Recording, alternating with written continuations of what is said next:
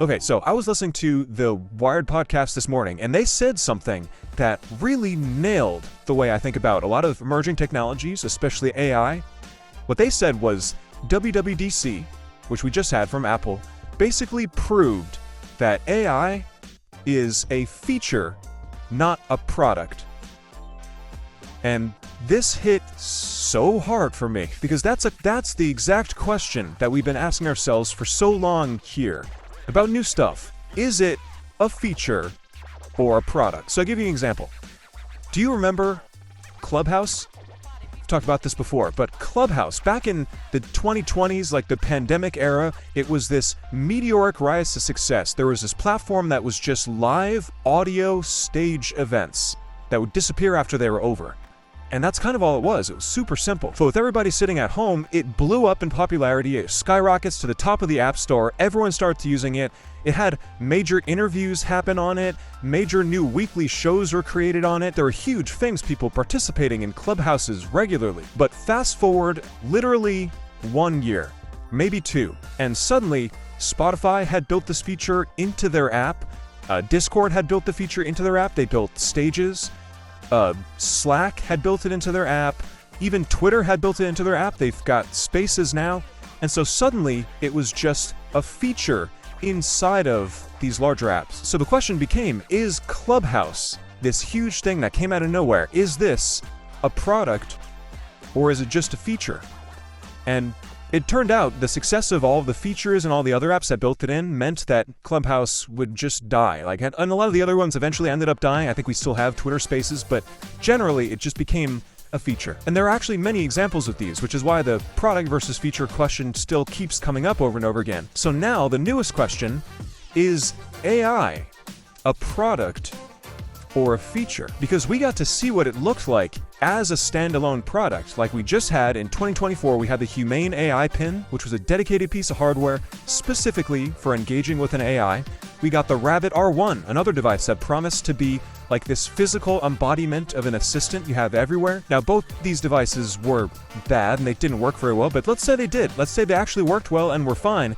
That would be AI as a product. And you can even consider like going to the ChatGPT website and using it there as AI as a product. But then fast forward now to just a few months later, and we just had Apple's WWDC, and we also just had Google I/O, and very different approach. Like, look what happened with Apple. Just like clockwork, they went through and systematically added all these AI features sprinkled throughout a bunch of its operating systems. So for example, inside of any app with the ability to write text, you now have these writing tools that pop up that are powered by these new language models that can help you summarize or proofread or change the tone or style of your writing. And then there's also a new Siri, powered by these language models again, so it can hold conversations better and understand context better and use a semantic index to parse info about various files and things on your device and bring them into Siri's understanding. You can literally generate images as a feature on your device. You can generate emojis.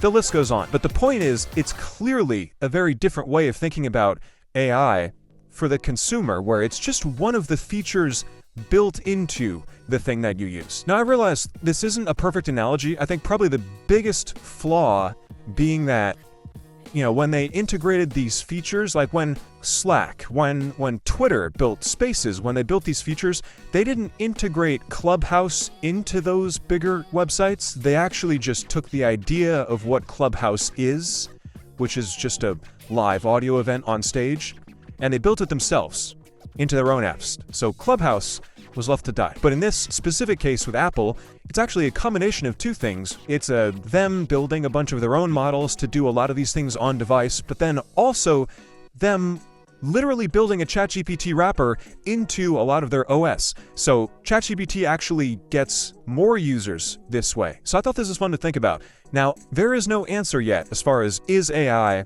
actually a feature or a product?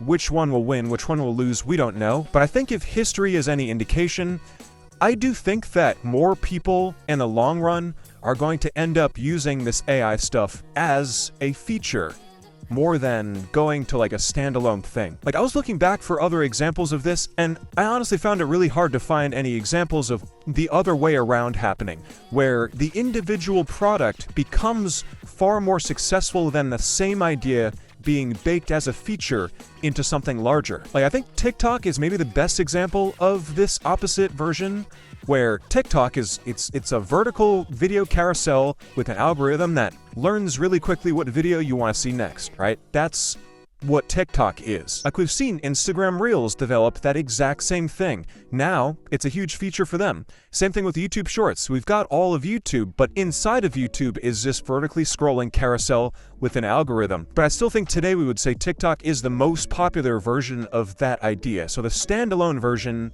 is winning currently over it being built in as a feature. And maybe Snapchat is another one, kinda. Like, Snapchat Stories was one of the biggest features in Snapchat, and then that kinda got ripped into being a feature everywhere else. Like, everyone has stories, but Snapchat by itself is doing well.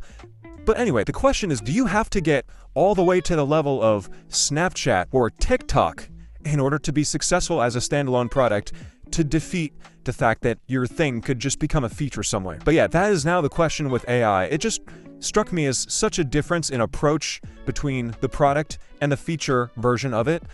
And it also struck me that, yeah, it feels like Rabbit and Humane were kind of doomed from the start, because there's no way they would also develop all the other benefits of the big things, those being smartphones. But also, one more quick thing I wanted to highlight that I don't think got as much attention as it maybe deserved, which is all of these models that we've been talking about with WWDC, all the models under the umbrella of Apple Intelligence, the diffusion model, the image generation model, the language models, are all built by Apple. Like, there was a whole moment on Twitter with a lot of confusion over just how integrated ChatGPT is into iOS. I think it's actually not really that integrated at all. So Apple have to go through the work of obviously making all these models, but also training them all. And so if we've asked Apple about this, they've had to go through finding publicly available data and licensing and doing that whole dance and spending the millions and millions of dollars required to make these models work. So that is a really high barrier to entry, but it's only the once in a while that the request is complex enough or deals with enough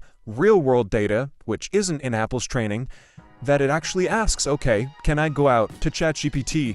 And it asks every single time, which feels about as unintegrated as it gets. But generally, I think this is going to be something that's really hard for other companies, for any new companies to pull off. This might be the last big set of models we get to see. So unless you're Apple or Google or Microsoft or OpenAI or any of the other massive ones that are safe because they'll get integrated now, you probably don't have much of a shot. But either way, this has been really interesting to think about. AI, is it a product or a feature? Can it be both, or does it have to be one or the other, and one wins and the other loses? Let me know what you think.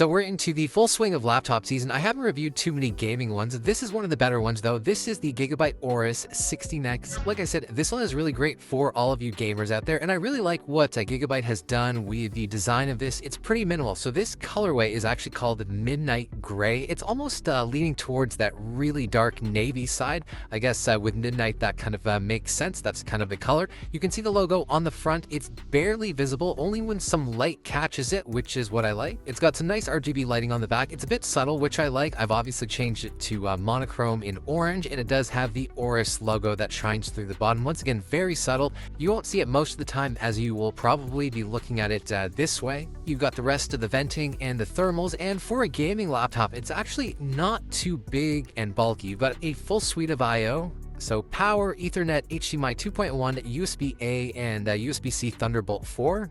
And on the other side, you've got the rest. Maybe the one thing I would have liked is a full-size SD card slot for some of the creators that are out there that would be using this. But like I said, overall, it's a fairly lightweight gaming laptop, like 2.3 kilos, which puts it on the lighter end. Considering what they've got inside, gaming-wise, they've packed a lot in. It's rocking the current gen i9, the 4900HX. The CPU clocks up to 5.8 gigahertz, has 24 cores with 32 threads, which makes this an absolute powerhouse, not just for gaming, but for productive tasks as well, like doing 3D work or 4K editing. It's got 32 gigs of RAM, but what I really like about this laptop, it's pretty much future-proof since you can easily upgrade it. It has 2 RAM slots, and also this has a terabyte of space, once again upgradable to 4 terabytes with that extra slot, so super dope. I guess for the future, it's got an RTX 4070, 8 gigs of GDDR6 VRAM, which boasts a clock speed of 2175, and maximum graphics power of 140 watts. But it is more than enough to play AAA titles, which I'll get to in a second. And for the rest of the design, it's, once again, like I said, very gaming focused. You've got all of the main keys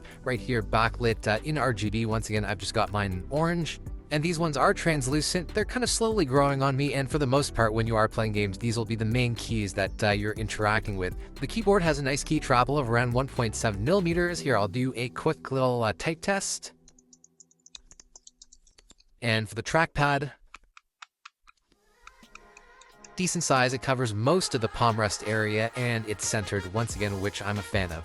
The webcam, it's full HD, so 1080p, which supports Windows Hello. And one thing, as I've used this a bit more for a gaming laptop, the heat management is pretty decent. So you've got like full venting, like I said, and that heat doesn't really rise through the keyboard, which is one thing that I've really noticed on a lot of other gaming laptops. They get hot, they're uncomfortable. This, on the flip end, you can game for hours on end without any discomfort, which is dope. So for actual gaming performance, so like I said, you can play most AAA titles with some really good frame rates. On most titles, I'm getting over 100 frames, even heavy ones like Cyberpunk. As long as I tweak the settings, I am running DLSS. Even multiplayer games like Call of Duty, getting those extra frames really makes a big difference. And I think it's like the perfect pair with this, since this does have a 165 hertz display.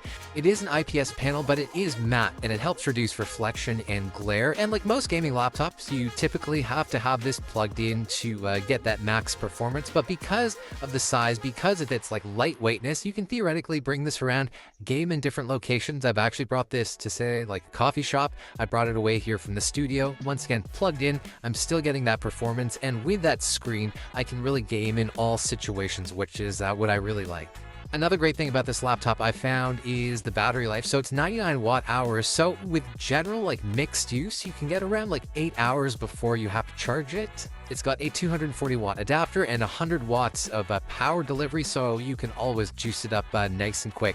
So with most laptops now, obviously AI is that huge buzzword. This has some of that built in. It's of course got the Microsoft Copilot button, which is powered by ChatGPT, which you can ask things, but it also has the Gigabyte Control Center. That's essentially an AI boost mode where when you're gaming, it can kind of sense the proper performance and change things on the fly to make your machine more efficient. It can handle things like clock speeds, performance, and obviously control how much your fan ramps up, which, yeah, this does ramp up quite high. Just keep it plugged in, like I said, for the most part, and you should be great for performance. And overall, last but not least, when you compare this to the competition for what you're getting for the specs, for the performance, this actually is one of the better costing machines out there. If you can actually snag this on a bit of a deal, you can get some really great savings. Like I said, it comes in this one nice portable form factor. When I remember a couple years ago, gaming laptops used to be way heavier, way chunkier, and for the performance and the power that you're getting, it's kind of pretty cool to see. So let me know your thoughts down below. If you're rocking any games or interested in a gaming laptop this year, this could definitely be one of the cool options. It's always cool to see that little Aorus logo on the bottom as I wrap up this vid, but hope you guys enjoyed it, and I will catch you in one of my next ones.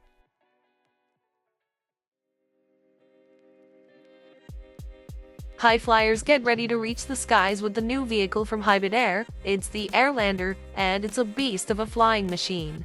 This isn't your standard airplane. This is a 100-passenger ready, 10-ton capacity, 5-day of flight endurance with ultra-low emissions.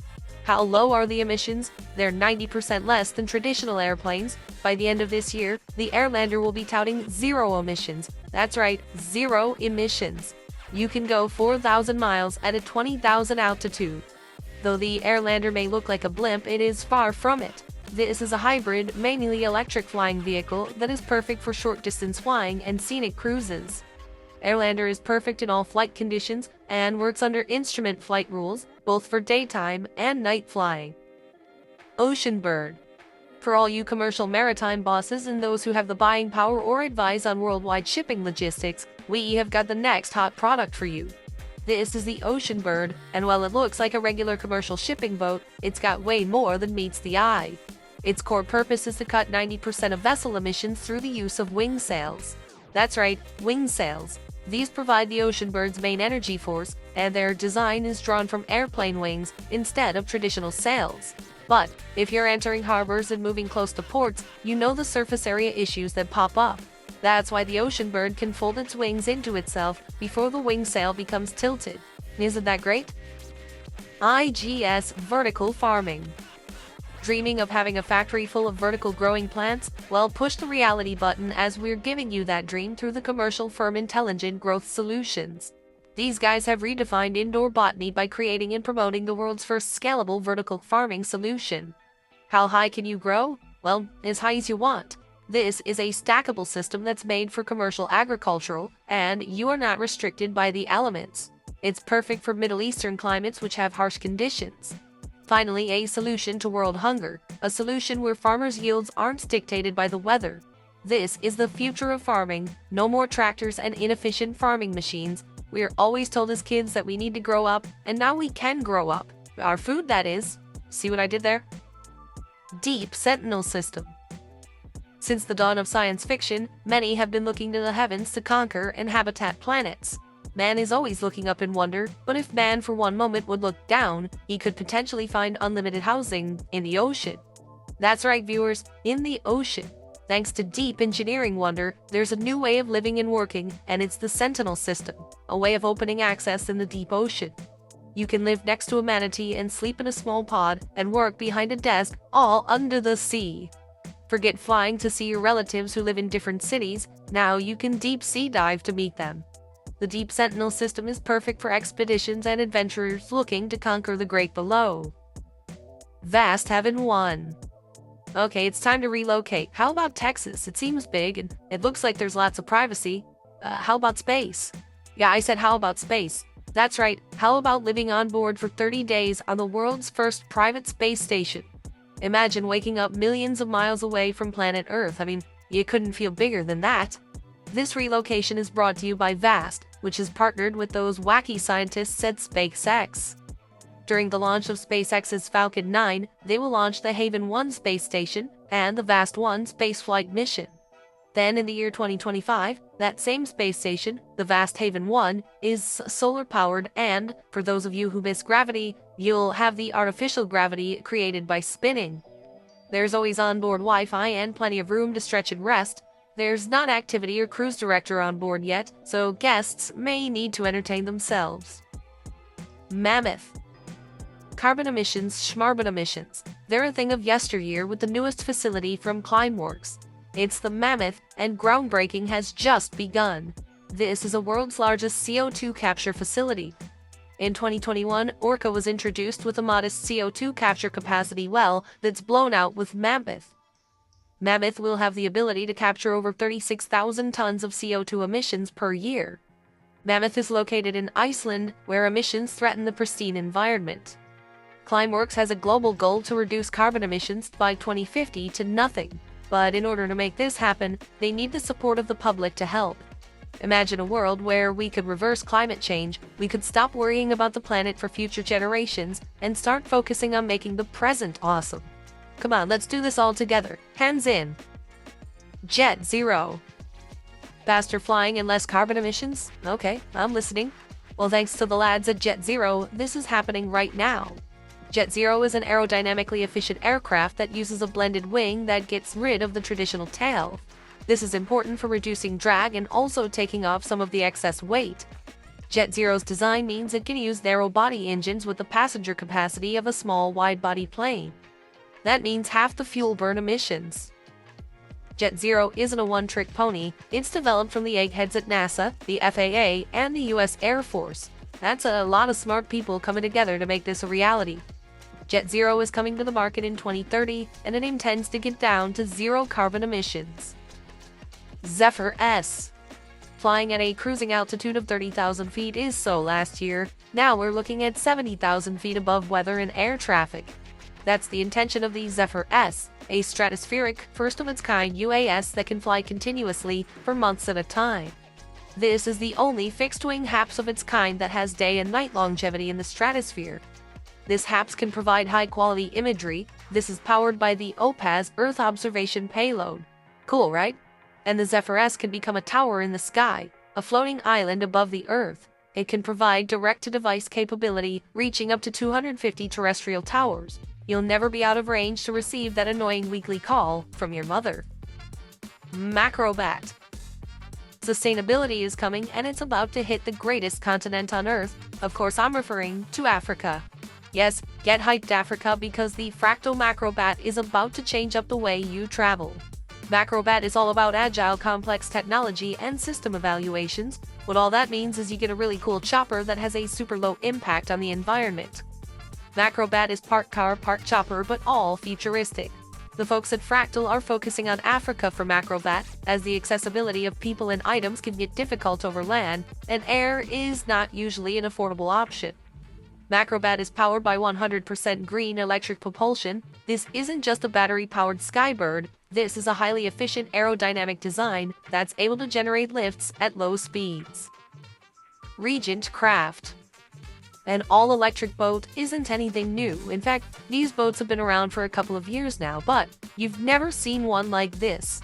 This is the Sea Glider, and it's an all-electric wing in ground coastal plain. But this ain't no flying machine. This is your way of cruising the seas. There's no airport security that you need to go through, no extra checked baggage fees. This is maritime transportation at its fastest. How fast do you say? Well, about 180 miles per hour. Is that fast enough for you? Think about the hidden airport fees and taxes. They're now a thing of the past. How about maintenance? These vehicles are super low maintenance, and there's no emissions. Zero. Nada. The Regent Sea Glider has sold over $7 billion worth of these amazing vehicles, and there's a massive backorder, but you'll see plenty of these beasts in the waterways very soon. Unit Sky String Technologies. If you've ever dreamed of riding the monorail but you don't want to be grounded, then you've got to check out what the fine people at Unit Sky String Technologies are up to. They've created a very cool transportation system that is part ski lift, part funicular, but all class. It's designed for overpass transportation with grounds that are difficult to pass through in land vehicles. Unit Sky String Technologies have had 0 accidents. Passengers can travel up to 150 kilometers an hour over mountains and across regions that are separated by water. These machines are affordable as the material intensity is well reduced compared to monorails and railroads. There's little operating expense, so you can offer passengers low fares.